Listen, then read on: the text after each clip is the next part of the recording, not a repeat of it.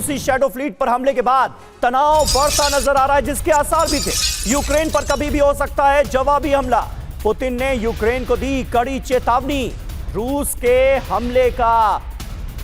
हमले का जवाब जरूर देगा, यह व्लादिमीर पुतिन की तरफ से कहा गया है।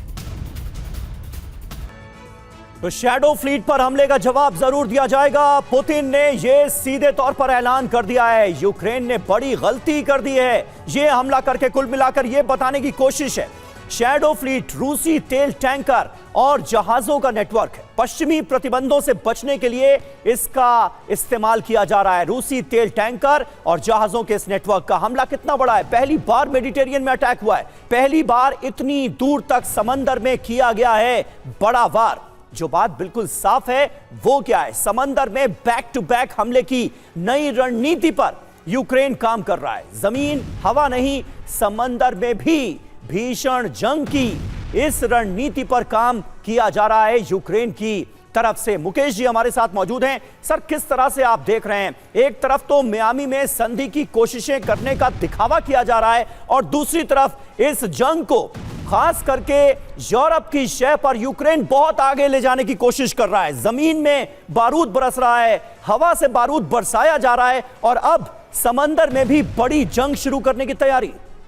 समीर, देखिए, जो शैडो फ्लीट पर हमला हुआ है वो उस हमले से लगभग रूस का $100 बिलियन का वार बजट प्रभावित होगा, ये एक अनुमान लगाया जा रहा है। लेकिन इसके जवाब में भी जो ओडेसा पर हमला किया गया, रूस ने जो हमला किया, उससे जो गेहूं की आपूर्ति है यूक्रेन से पूरी दुनिया के लिए प्रभावित होगी और इस तरह से एनर्जी सेक्टर पर, पूरे दोनों तरफ एनर्जी सेक्टर पर और इकोनॉमी पर चोट हुई है।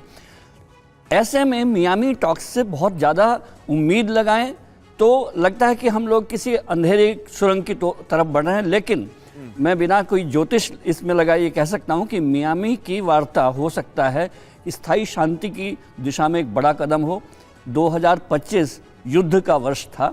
आप नोट करिए कि रूस यूक्रेन वॉर के साथ साथ जो हमास वाली जंग थी, जो भारत पाकिस्तान की जंग थी, कंबोडिया की जंग थी, ये 2025 का जो साल हमारा गुजरा है वो युद्ध का साल था।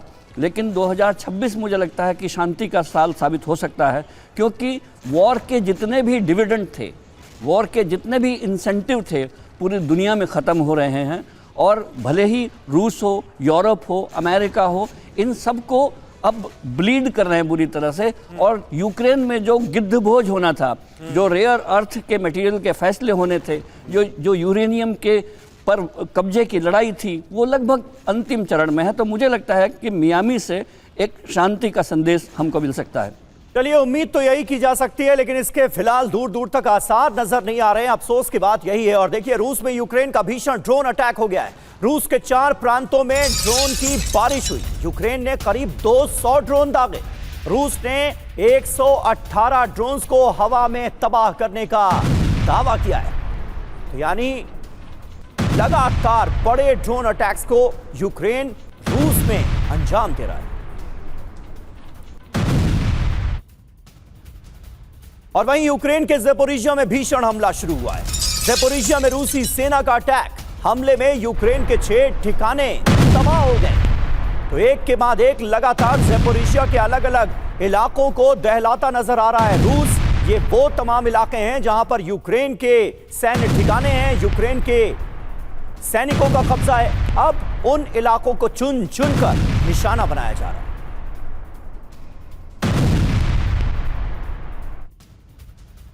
और वहीं सूमी और डोनेट्स्क में भी जबरदस्त हमला हुआ है। सूमी और डोनेट्स्क में रूस को कामयाबी भी मिली है। रूसी सेना ने यहां 2 शहरों पर कब्जा जमा लिया है। सूमी और डोनेट्स्क से जो खबरें सामने आ रही हैं वो रूस के लिए राहत भरी हैं। यहां पर नई कामयाबी मिली है। नए शहरों पर कब्जा जमाता हुआ रूस नजर आ रहा है।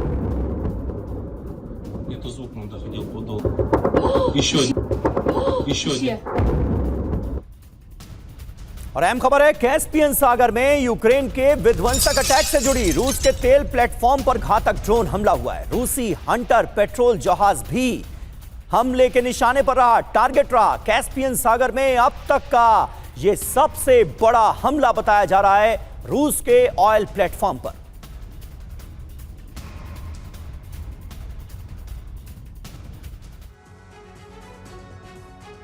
तो देखिए अब कैस्पियन सागर में भी तबाही मच रही है। यूक्रेन की तरफ से जो दावे किए जा रहे हैं वो क्या हैं, जरा हम आपको बताते हैं। ये देखिए, यूक्रेन का दावा है कि रूस पर भीषण ड्रोन हमला किया गया है, रूसी गश्ती जहाज पर अटैक किया गया है। कुछ तस्वीरें भी इसकी सामने आई हैं। कैस्पियन सागर में यह जंग कैसे आगे बढ़ रही है। रूसी तेल प्लेटफॉर्म को तबाह करने का दावा किया गया है। यह देखिए किस तरह से इस तेल प्लेटफॉर्म को, ऑयल प्लेटफॉर्म को नष्ट कर दिया गया। रूसी Su-27 जेट पर वार किया गया है। यह जानकारी साझा की गई है, यह दावा किया गया है। मायने क्या है, युद्ध अब फ्रंट लाइन तक सीमित नहीं रहा। रूस की एनर्जी सिक्योरिटी पर भी बड़ी चोट की जा रही है और यूक्रेन ये कर पा रहा है, ये अपने आप में चौंकाने वाली बात है। समंदर में लड़ाई बढ़ाकर भटकाना भी इसका एक मकसद है। रूस की सेफ बैकयार्ड थ्योरी दरअसल यूक्रेन ने तोड़ कर रख दी है। ये बड़ा संदेश यूक्रेन देने की इस वक्त कोशिश कर रहा है। और मेडिटेरियन कैस्पियन सागर में कैसे जंगी ज्वाला भड़क रही है, ये आप देखिए। साफ है कि फ्रंट लाइन से दूर रूस के सेफ जोन तक ये लड़ाई पहुंचती हुई नजर आ रही है। यानी कहीं ना कहीं यूक्रेन अब ये मैसेज दे रहा है कि सिर्फ जो बॉर्डर लाइन के इलाके हैं वही अनसेफ नहीं है, बल्कि वो जगह जगह और स्ट्रैटेजिक इंपॉर्टेंस वाली लोकेशन पर भी रूस के अंदर घुसकर हमले कर सकता है। ये जंग अब बॉर्डर तक सीमित नहीं रही। साफ है कि यूक्रेन अब हजारों किलोमीटर दूर टारगेट कर सकता है। और यूक्रेन के ड्रोन वॉरफेयर के तो कहने ही क्या। साफ है कि रूसी नौसेना और शैडो फ्लीट अब सुरक्षित नहीं है। तेल गैस रूट और इंफ्रास्ट्रक्चर को लगातार टारगेट करने में कामयाबी मिल रही है यूक्रेन को। युद्ध ग्लोबल समुद्री रास्तों तक फैल सकता है। यह दुनिया के लिए बहुत बड़ी चिंता का सबब है। टकराव और तेज होने की आशंका बढ़ती जा रही है। मेडिटेरियन और कैस्पियन सागर में जिस तरह से इस जंग का दायरा बढ़ रहा है वो तो कुल मिलाकर यही बताता हुआ नजर आ रहा है स्थाना साहब। लेकिन अब सवाल यह है कि इस स्थिति से कैसे वापस लाया जाएगा दुनिया को, क्योंकि ये तो जंग का दायरा इस कदर आगे बढ़ता हुआ नजर आ रहा है कि इसे संभालना मुश्किल हो जाएगा। मियामी में या फिर अमेरिका में डोनाल्ड ट्रंप के रुख के चलते जो उम्मीदें बंधी थी वो सारी धराशायी होती हुई नजर आ रही है क्या? देखिए, जो ये लड़ाई का जो एरिया बढ़ रहा है, पैमाना बढ़ रहा है जी, उससे पूरे विश्व को फर्क पड़ेगा। क्योंकि अब पहले रूस यूक्रेन के एनर्जी ग्रिड के ऊपर हमला कर रहा था ताकि वहाँ का उनके जो लोगों का मोराल है वो कमज़ोर पड़े। हाँ।